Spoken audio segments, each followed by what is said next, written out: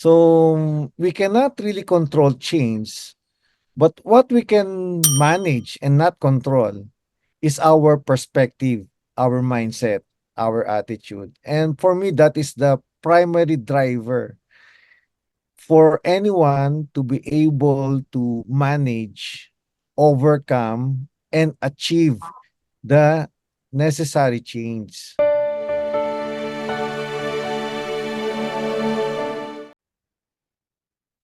Good day, and welcome to our season 17, episode 12.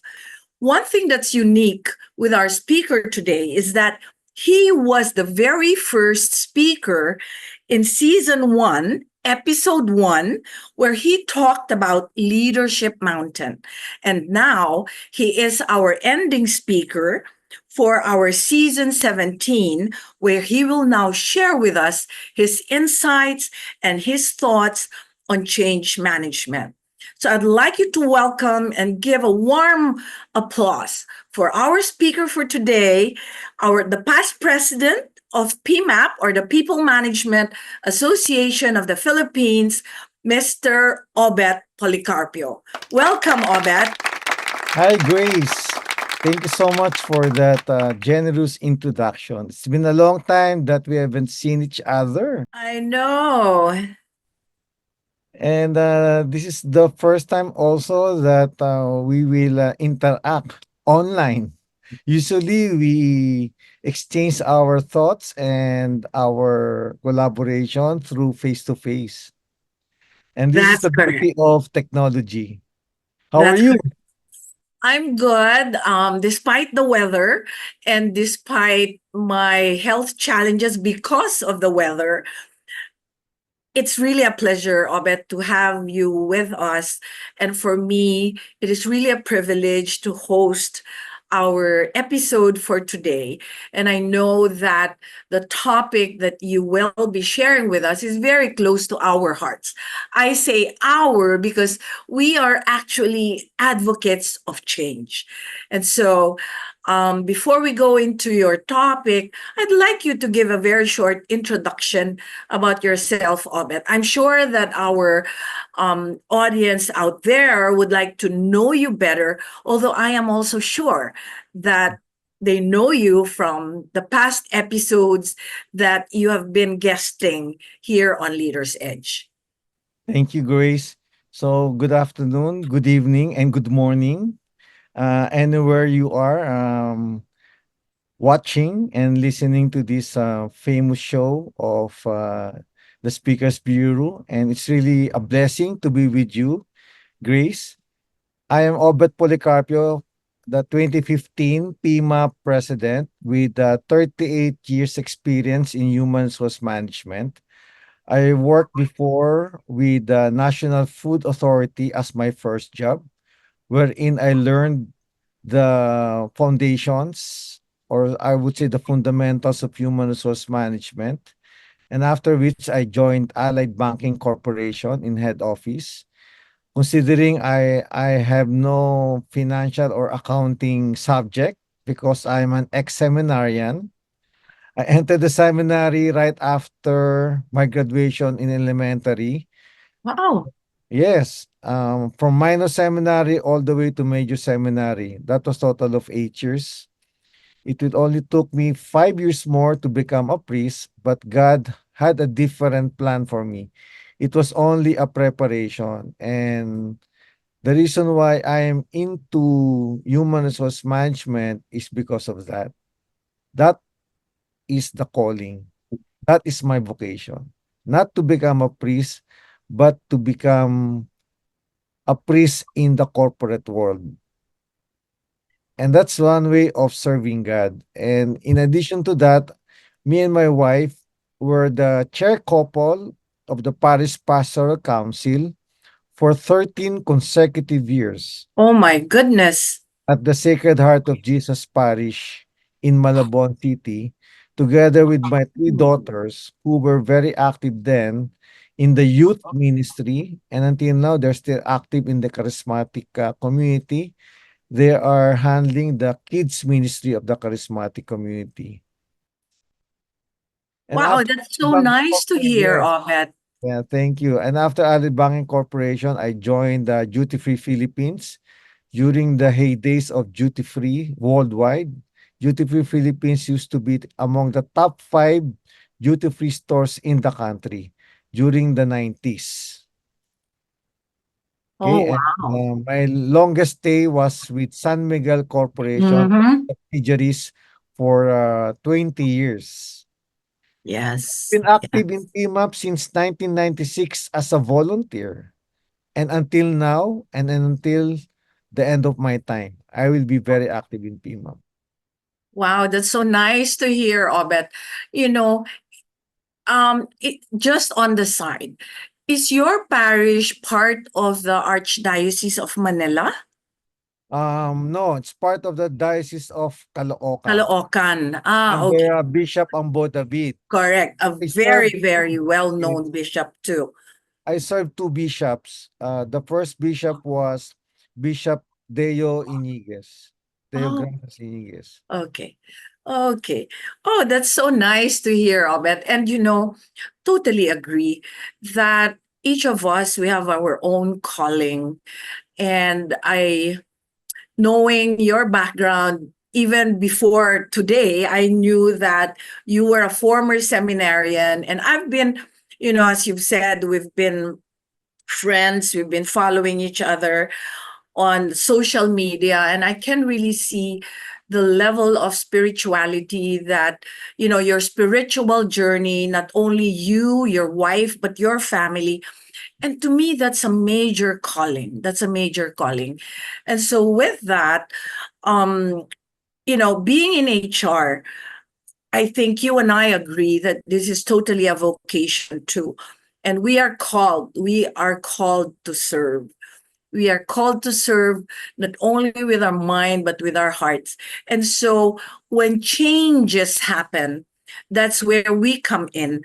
And that's where I think we would like to invite you to now share with us, your insights on change management, especially during times like this when we have to restart, we have to be resilient, and we really have to manage our own changes, not only in our life, but even in our professional lives as well.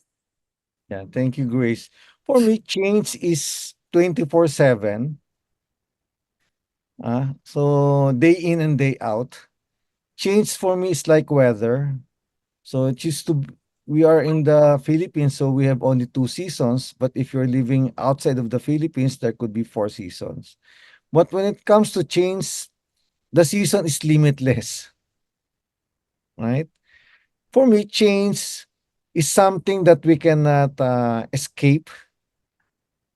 Change is like a wind, no?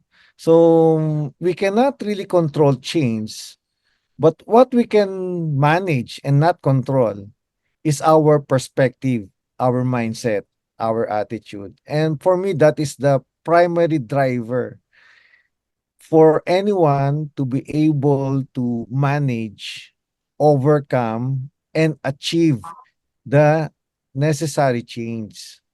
And change could be subjective or objective, depending again on the person's mindset, depending also on several factors which are beyond the control of the individual. So when we talk of change in the corporate setting, especially we as the caretakers of people, everybody look up to us as the catalyst of change. Because to whom people will go to if not, they will always run through to the HR department. Right. So as an HR practitioner, of course, we are not exempted to experience the trials, challenges, and so forth and so on.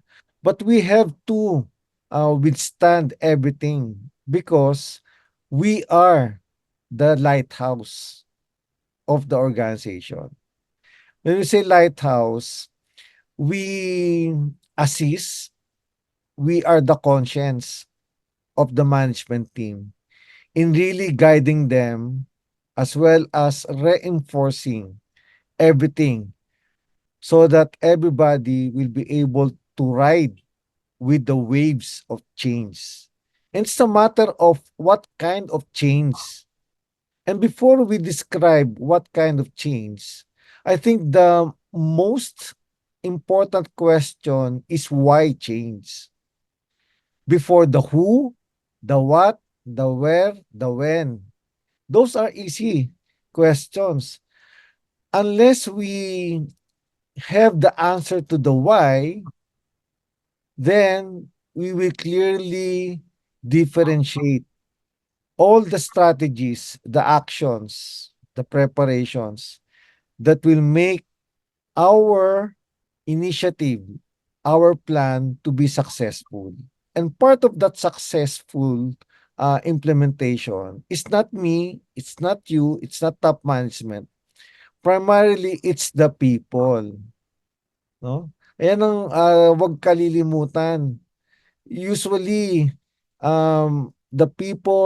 most people are left out in the preparation prior to the planning.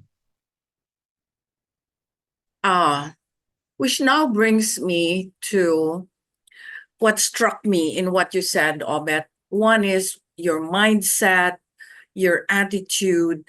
There are also different factors when you have to manage change. But you also emphasize that what is important is the why. Is the why. Can you expound on that? The reason why I emphasize why, because it will really lead you to the purpose of doing things. It's not simply achieving the objectives, the strategies, but we have to look deeper, no, in all of the things, the actions, because the why is the connecting bridge, no, from action or doing to achieving in terms of the mission. And as the lighthouse, as the beacon of light in an organization, how would you enable that bridging that you have mentioned earlier? As a lighthouse, figuratively, you need to have a 360-degree perspective, and you cannot properly manage the signal of the light, right? In the midst of storm or bad weather, no problem with good weather. What matters most is when will you come in the middle of the storm.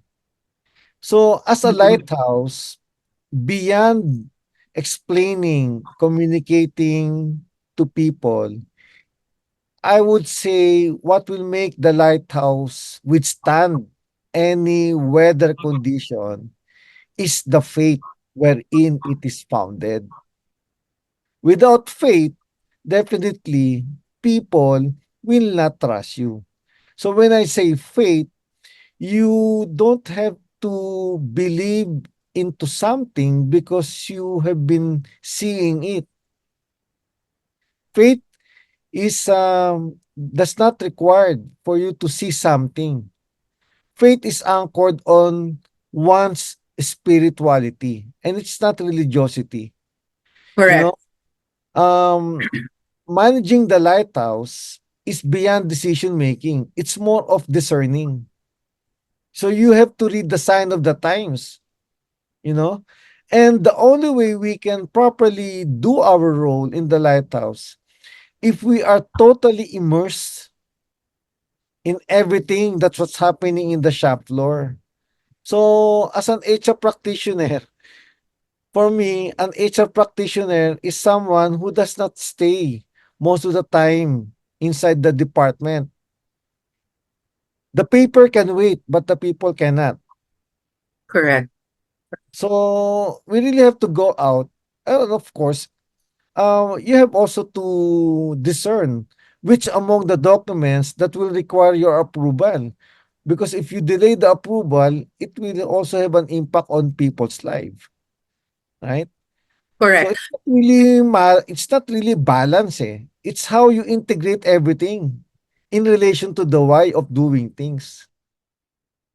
It's really a holistic approach, right, Obet? Yeah.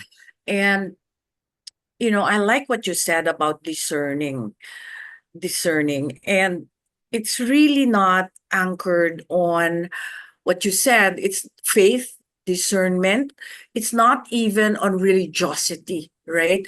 That even as leaders, when we have to let's say help our people manage change, especially in very difficult situations, I think this is where we really stop, reflect, and discern. And sometimes when we discern, it's not even between good and bad, because you don't discern it anymore. You know what's evil, you know what's not right, so Mhm. you go for what is right. But when you have two good situations in your hand, then that's when you start to go into discerning which of the two would you decide on for and in behalf of the organization, being the conscience, as you've said, of management. So where does change really come into play? I know it comes in many, many different ways. And Obet, remember when we were younger, we were always told the only thing constant in the world is change. You know, but unfortunately, um, share with me your observations with the current workforce right now, with the current workforce, and how do you think makes it different when they manage change now versus our times when we also had our own way of coping with change or going through our own change curve? What makes it different now? What makes change different now as compared to 20 years ago, 30 years ago, or 50 years ago? Change before was slow as compared today. I would say change now is instant, Yeah. you know? Um, we can no longer have the luxury of time to wait change to happen. In fact, change happens. Even you don't have to expect it to happen Mm-hmm. instantly, Mm-hmm. no?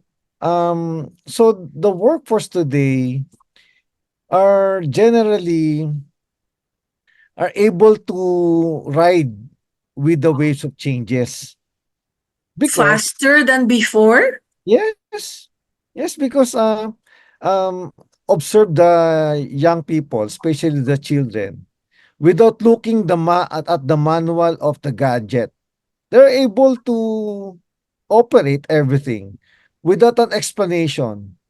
Why? Because I think the environment already gives that stimulus. It's already innate in them. So I think the most important thing is not to forget the principles amidst this new high-tech way of managing and doing changes in our life. Mhm, mhm. However, let me stop there for a while because I think we are also aware that the coping mechanism of the millennials or the current generation, their coping mechanism to changes is also very different Yeah. with how we cope with changes in the past. What can you say about this? I agree with that. So different strokes for different folks. So again, it's just a matter of really paying attention to the issues and concerns, especially for the critical incident. Because one big factor that has a major impact on the lives of people today, regardless of age and generation, is the social media. Unlike before, there was a long delay when it comes to the implication of news and so forth and so on. But now, split seconds, whatever you see in the SOCMED can either have a good or bad impact on the person. So if there's no strong foundation, especially again, not religiosity, but if there is a weak spirituality, regardless of age and generation, the person will suddenly be affected by the change. So the coping, there are really several factors, right? As what you've said earlier, there are truly several factors that would affect an individual when it comes to managing their change curve or managing changes in their life. And I am with you when you say that it has to have that firm foundation. It has to have that firm foundation. So no matter how stormy the changes would happen, with that firm foundation, that person would be able to cope and manage their own change curve. And then going back, Obet, you said something about attitude, mindset, because we have already answered the why, which you said was very important. So let me go back to, if you were to share with me, I'm consulting you and I just need to manage change, a major change in my life. What kind of mindset should I have? And what attitude should I also have with regard to change or changes? The first thing that I will ask, are you ready to face the change and why? So you can either answer yes or no. But beyond that, I need to find out the why. Why yes and why no. So, whatever your response will be, I will again ask you with a question. Why did you opted not to proceed on? And if you answered yes, why did you made said so? Until such time that I felt your sincerity in accepting beyond denial. But in our conversation, if I still strongly feel that you're in the denial stage, I will not immediately push you or guide you to the end of our objective. I will Mm-hmm. journey, I will journey with you. So for me, time is not important. What matters to me is for the person to realize in terms of accepting it.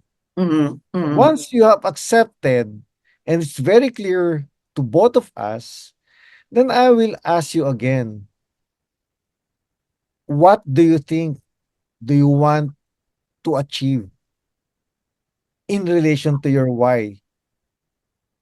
So we will now formulate the objectives, no? The short term and the long term. Okay?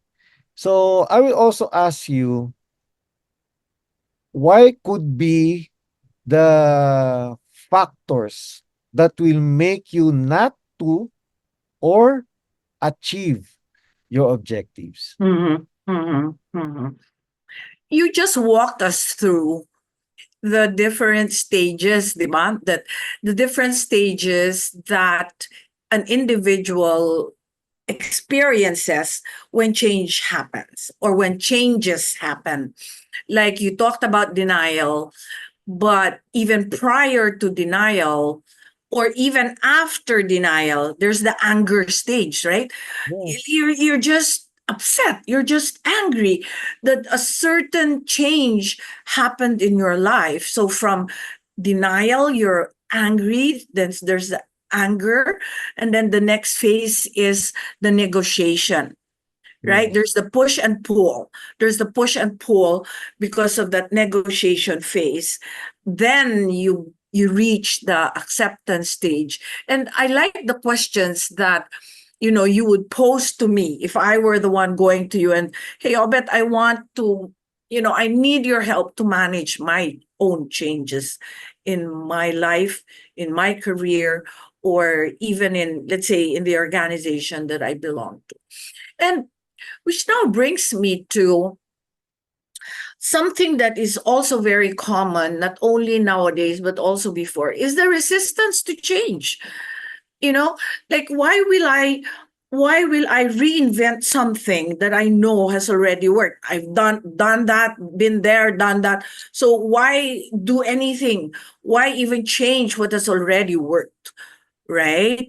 So how would you, if you were talking to someone who's resistant to change, can you share with us how you would help the person,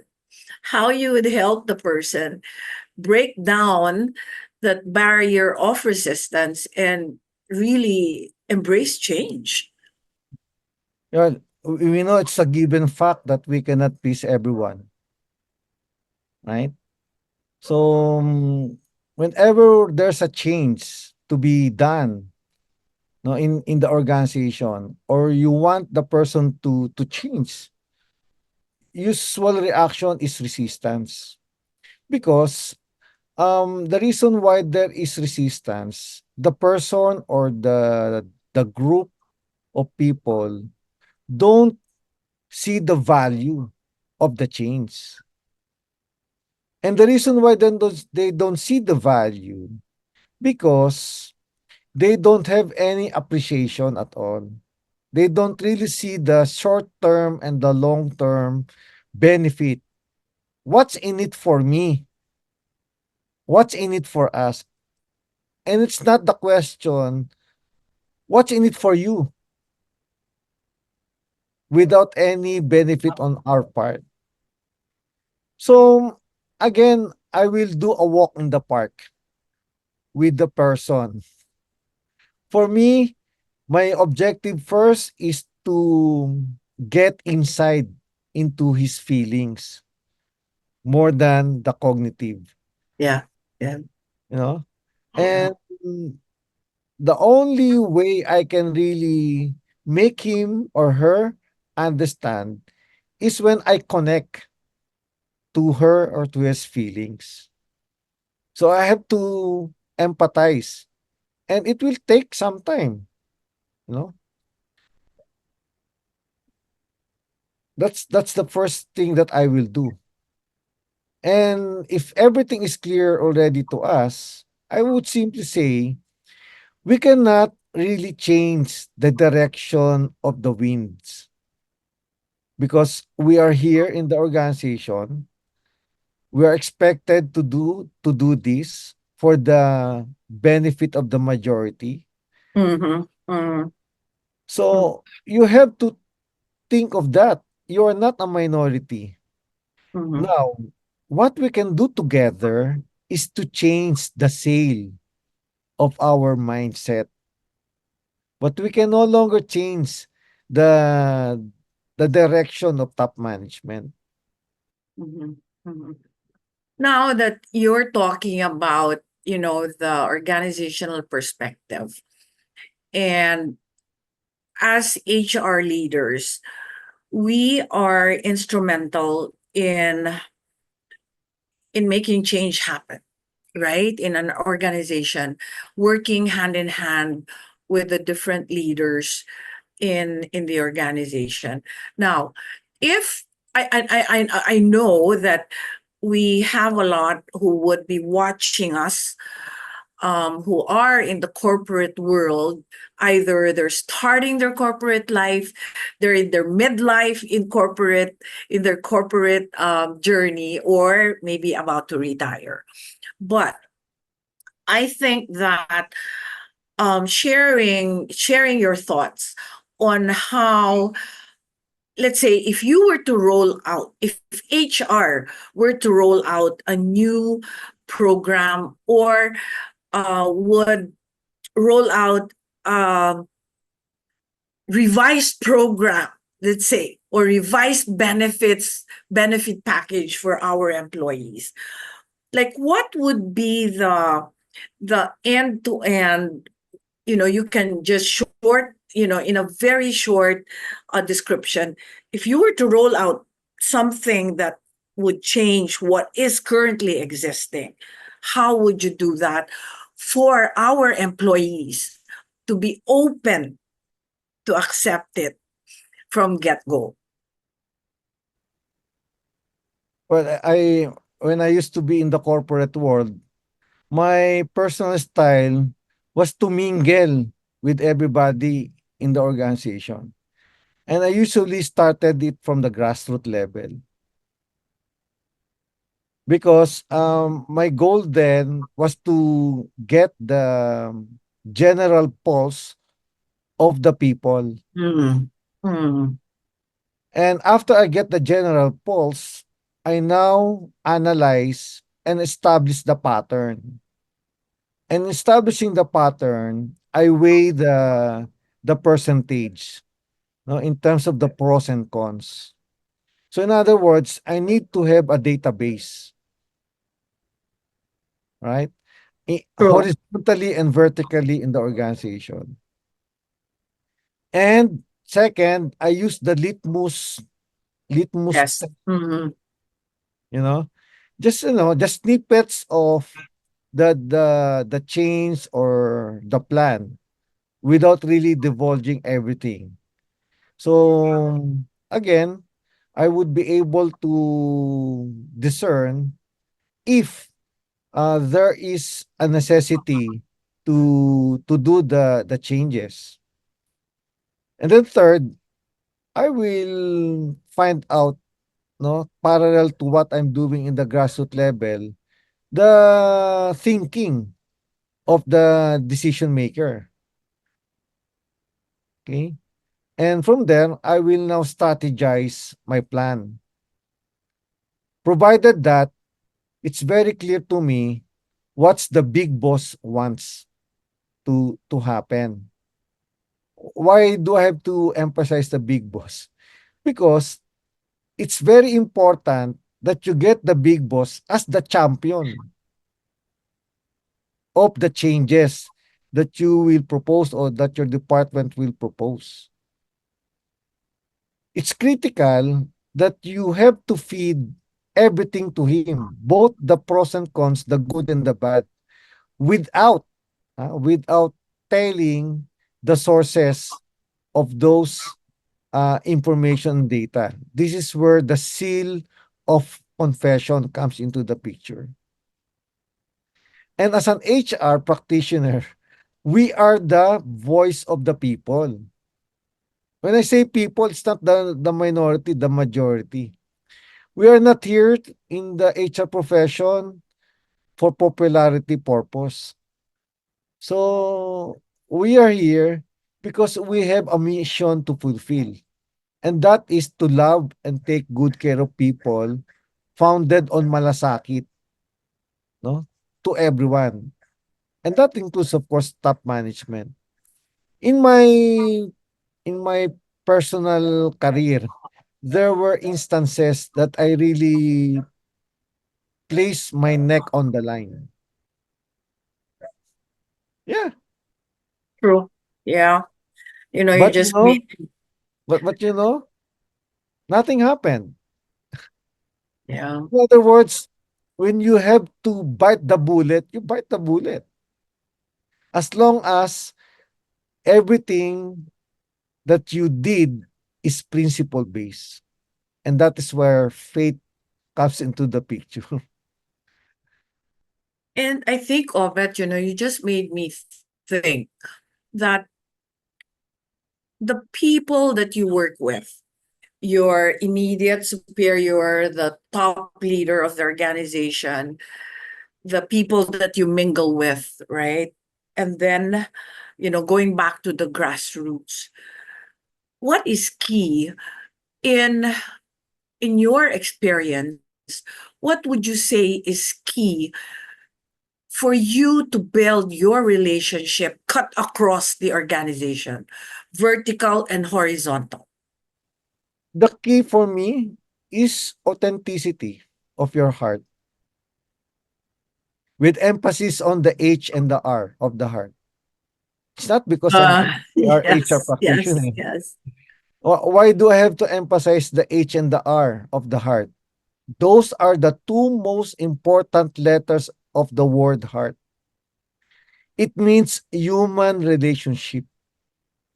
When I deal with you, regardless who you are, what is your position in the organization, what is your status in life, when I deal with you from my heart, I connect with you. I deal with you as a person like me.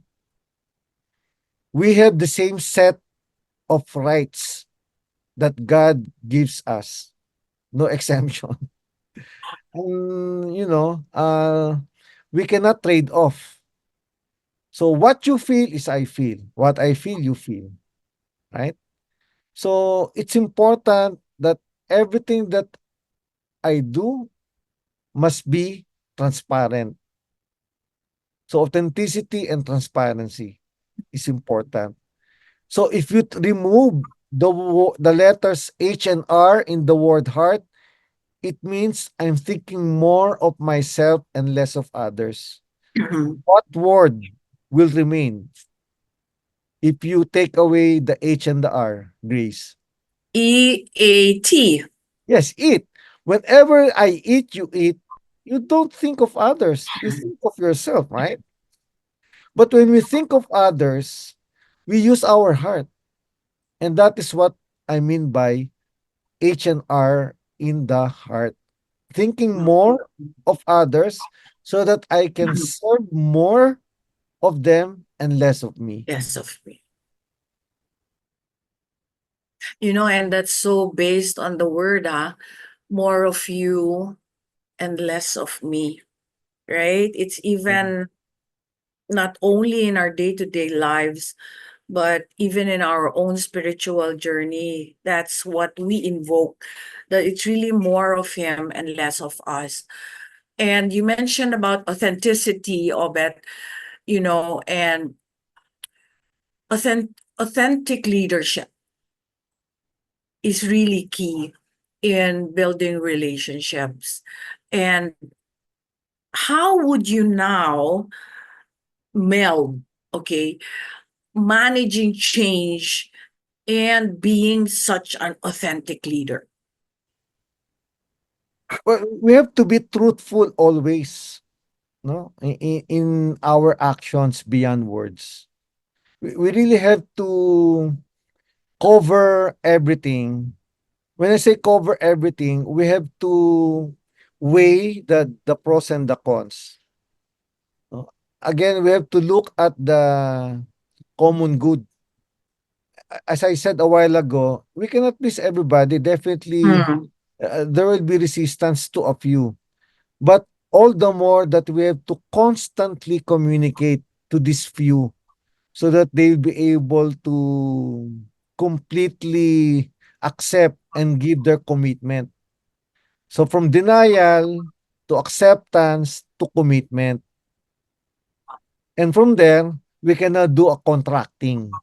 When I say contracting, we are partners, Mhm. collaborators, so that we can now really cohabitate together, you know. And in the process, there Mhm. must be that constant communication. Now, it's important that you have to be armed with the commitment of management. Otherwise, if you don't have that palabra de honor of top management, your face is on the line, you know. Mhm, So mhm, for me, mhm. in my experience, I requested for some bargaining bargaining items from top management. I told them, in case this will not happen, this will be the implication, and I need some, ang term ko dun ano, eh, kailangan ko ng bala. Bala, Mhm, not in mhm. terms of gun, Mhm, but mhm. you need to equip me, you know, na I can easily dispose this. So may baon ako. You know, that's the term, the baon. Kailangan may baon ka. Hindi pupuwedeng kuripot na baon, you know? Tama. Oh. So Mm, far, mm, mm. I did major changes. Siyempre alam mo naman yung pinaka-hardest part of our role then as an HR practitioner is when you, lay off some people, you know? Yeah, I mean, yeah, but, yeah. yun talaga yun, eh. Siyempre Mm. masakit sa puso yun 'no? Ang gusto kong sabihin sa Tagalog, masakit sa puso yun. Ba't kinakailangan pabigyan natin sila ng magandang baon din at, prior to that dapat properly guided sila in everything. But siyempre, um, kinakailangan ma-absorb sila noong kung sino man yung susunod na kumuha nung services. Correct. Hindi talaga maiiwasan yun, eh, 'no? Ay, totoo, totoo yan. And then, you made me think, with what you're saying, my mind is just going, making me think of so many scenarios. And I have a very tactical or categorical question, Obet. And I'm sure your answer would be based on your own personal experience. Like, how what are the challenges, rather? What are the challenges that we would face as leaders when we implement changes given an organized or a unionized company versus that is not unionized? And I think whatever you would share with us now would really benefit our, the audience who would be faced in the same situation, either or, either or. So, can you share with us, what challenges have you seen or have you experienced when implementing change, given those two different scenarios? Well, given those two different scenarios, it's I would say it's less challenging when you have an organization without union as compared to an organization with union. And I dealt with both types of organizations, you know. I love unions, and this is not to boast. Unions love me. In fact, in one of my assignment in my recent employer, both unions gave a despedida for me when I was recalled by head office. That's why our SVP for corporate HR then told told Sam, and he also told it to me. Marunong ka palang gumapang. Kasi yung gapang kasi you're able to deep dive, no, into the world of the union. Because the impression of me then, I was a boy next door image. Medyo mabait. Mukhang ano na nga daw pare or whatever. Pero alam mo, kaya naging ganun yung relationship namin kasi totoo lang ako, eh. Yeah, yeah. Totoo talaga ako. So, kung ano yung angal nila, problema, et cetera, pinararating ko sa top management. At of course, ako naman, sinasabi ko rin yung sa tingin ko na ito yung approach and everything. So, we are here not to, you know, to fight. We are here to collaborate and partner because we have to take good care of this organization, right? So, I was able to implement the order, tall order, I would say. And thanks God, I did not receive any death threat. Everything were implemented as planned, no? And that happened not only once or twice or thrice, no, even to my previous organizations. So, yun, kinakailangan lang totoo ka. Um, like Dr. Kobe mentioned in Seven Habits of Highly Effective People, it's critical that we have to have a good emotional bank account to each and everyone. Ah, True, true. yes. I fully agree, So Obet. even And dun, yeah, even dun sa non-unionized, ganun din naman yun eh. So mas challenging pa nga yung non-unionized kasi if you become inconsistent in the way you take good care of them, someone else will do it for you. correct. And it's really very, there are challenges, but there are also pluses in both situations, right? Like in a unionized or in an organized setting, you just talk with one set of people, the officers. And then on a non-unionized or non-organized, it's really open. That's why as HR, we should be able to really manage, given those particular situations, especially when we have to implement changes. And I think, Obet, we thank you so much. And it was, we have reached that portion where I'd like to hear from you your last words for our audience out there who, their takeaway, so to speak, from this session today. Thank you so much, Grace, for this wonderful moment with you. And it's really a blessing to be part of this program. So, guys, don't be afraid of change. Change is always there. Change is not an enemy. Change is good. What makes it bad are certain factors. And part of the factor is a few people who lacks the faith and the trust, who don't have the proper mindset. It's a matter of really finding out everything based on principles because change is there. It's important that we know who we are, and the most important thing is why we are here. I wanted to say amen, but but I totally agree, Obet. I totally agree that change is here. Change is constant. Change is so much a part of our lives. And with your insights and sharing with us your experience, I think that it would be easier for people out there to now be open to embracing change. So, Obed, thank you so much. It's not only an honor, but to borrow your words, it's such a blessing to be with you um, today. And I hope to see you face to face soon, sooner than later.